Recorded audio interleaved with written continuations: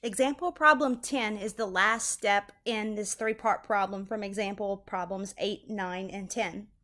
So the problem reads, underwater, the amplitude of the pressure in a sound wave is 500 pascals. So the pressure and the z-value for water remain the same as they were in example problems 8 and 9.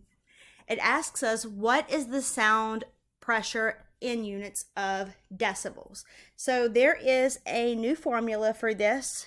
SP equals 20 log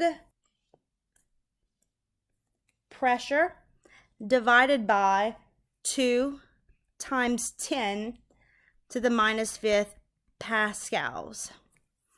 And so plugging in everything that we know here, it's going to be 20 log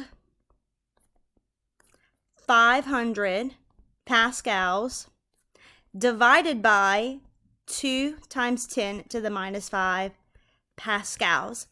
And you're going to put it in your calculator the same way you did with example problem 9, except instead of 10, you're going to use 20. So 20 log, the parentheses will open for you automatically. 500 divided by 2 times 10 E5, close parentheses.